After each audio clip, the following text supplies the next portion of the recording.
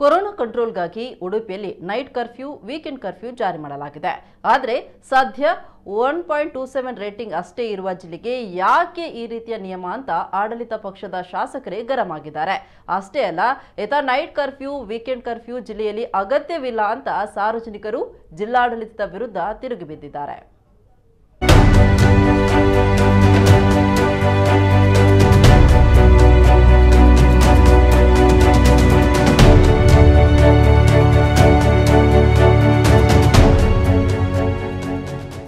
ರಾಜ್ಯದ ಸದ್ಯ ಗಡಿ ಜಿಲ್ಲೆಯಲ್ಲಿ ಕೊರೋನಾ ತಡೆಗಟ್ಟುವ ನಿಟ್ಟಿನಲ್ಲಿ ವೀಕೆಂಡ್ ಕರ್ಫ್ಯೂ ನೈಟ್ ಕರ್ಫ್ಯೂ ಜಾರಿ ಇದೆ.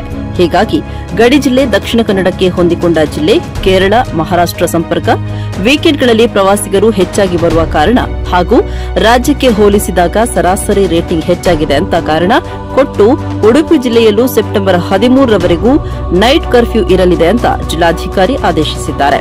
ರಾಜಕೀಯ ಸಾಂಸ್ಕೃತಿಕ ಕಾರ್ಯಕ್ರಮಗಳಿಗೆ ನಿರ್ಬಂಧ ವಿಧಿಸಲಾಗಿದೆ. ಮದುವೆ ಇನ್ನಿತರ ಶುಭ ಕಾರ್ಯಗಳಿಗೆ 400 ಜನರಿಗೆ ಮಾತ್ರ ಭಾಗವಹಿಸಲು ಅವಕಾಶ ಇದೆ.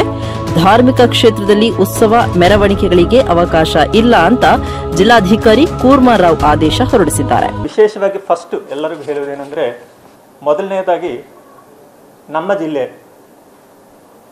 ವಾರಾಂತ್ಯ ಕರ್ಫ್ಯೂ ಅಂತ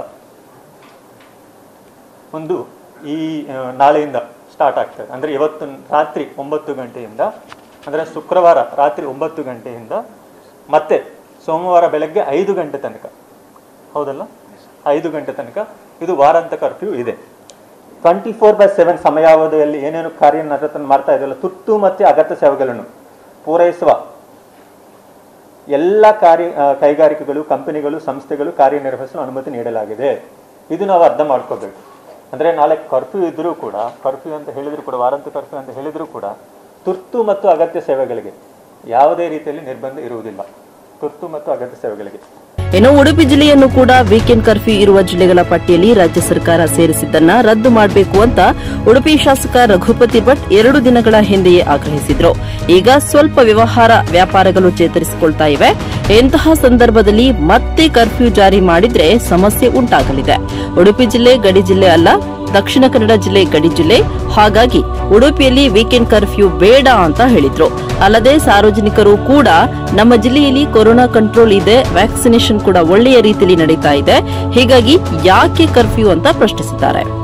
ಗಡಿ ಜಿಲ್ಲೆಗಳು ಅಂತ ಹೇಳೋ ಕಾರಣಕ್ಕೋಸ್ಕರ ಬೇರೆ ಜಿಲ್ಲೆ ಕೊಟ್ಟಿದ್ದಾರೆ. ಉಡುಪಿ ಜಿಲ್ಲೆ ಗಡಿ ಜಿಲ್ಲೆ ಅಲ್ಲ, ಮಂಗಳೂರು ಗಡಿ ಜಿಲ್ಲೆ. ನಮ್ಮ ಸುತ್ತಮುತ್ತ ಇರೋದು ನಮ್ಮ ರಾಜ್ಯದ್ದೇ ಗಡಿ ಜಿಲ್ಲೆಗಳು. ಸೊ ಹಾಗಾಗಿ ಉಡುಪಿ ಜಿಲ್ಲೆಯನ್ನು ನಮ್ಮ ವೀಕೆಂಡ್ ಕರ್ಫ್ಯೂಯಿಂದ ಹೊರಗೆ ತರಬೇಕು ಅಂತ ನಾನು ಸರ್ಕಾರದಲ್ಲಿ ಆಗ್ರಹಿಸ್ತೇನೆ. ಯಾಕಂದರೆ ವೀಕೆಂಡ್ ಕರ್ಫ್ಯೂ ಬಂದರೆ ಇನ್ನಷ್ಟು ಜನರಿಗೆ ಸಮಸ್ಯೆ ಆಗ್ತದೆ. ಅವರಿಗೆ ಯಾರು ವ್ಯಾಪಾರಸ್ಥರು ಶುರುವಿಗೆ ತುಂಬ ಕಷ್ಟದಲ್ಲಿ ಬಂದಿದ್ದಾರೆ. ಈಗ ವೀಕೆಂಡ್ ಕರ್ಫ್ಯೂ ಬಂದರೆ ಅವರಿಗೆ ಮತ್ತೆ ಪುನಃ ಚೇತರಿಸ್ಕೊಳ್ಳೋದು ಕಷ್ಟ ಆಗ್ತಾಯಿದೆ. ನಾನು ಇವತ್ತು ಬೆಳಿಗ್ಗೆ ನಮ್ಮ ಸಚಿವರಾದಂಥ ಸುನೀಲ್ ಕುಮಾರ್ ಅವರಿಗೂ ಮಾತಾಡಿದ್ದೇನೆ. ಅವರ ನಿಲುವು ನಮ್ಮದು ಸೇಮ್ ನಿಲುವಾಗಿದೆ. ಅವರು ಅದೇ ಇದೆ, ನಮಗೆ ವೀಕೆಂಡ್ ಕರ್ಫ್ಯೂ ಅವಶ್ಯಕತೆ ಇಲ್ಲ ಅಂತ ಅವರದ್ದು ಭಾವನೆ ಇದೆ. ಒಟ್ಟಲ್ಲಿ ತರಾತುರಿಯಲ್ಲಿ ಉಡುಪಿ ಜಿಲ್ಲೆಯಲ್ಲಿ ವೀಕೆಂಡ್ ಹಾಗೂ ನೈಟ್ ಕರ್ಫ್ಯೂ ಜಾರಿ ಮಾಡಲಾಗಿದೆ. ವ್ಯಾಪಾರ ವ್ಯವಹಾರ ಈಗಾಗಲೇ ಚೇತರಿಕೆ ಕಾಣ್ತಾ ಇರುವ ಕಾರಣ ಸಾರ್ವಜನಿಕರು ಭಾರಿ ವಿರೋಧ ವ್ಯಕ್ತಪಡಿಸ್ತಾ ಇದ್ದಾರೆ. ಹೀಗಾಗಿ ಕರ್ಫ್ಯೂ ನಿಯಮಗಳು ಉಡುಪಿ ಜಿಲ್ಲೆಯಲ್ಲಿ ಸರಿಯಾಗಿ ಪಾಲನೆ ಆಗುತ್ತಾ ಅನ್ನೋದನ್ನ ಕಾದು ನೋಡಬೇಕಾಗಿದೆ. ಪ್ರಮೋದ್ ಸುವರ್ಣ ಕಟಪಾಡಿ, ನಮಕುಡ್ಲ ನ್ಯೂಸ್ 24/7 ಉಡುಪಿ.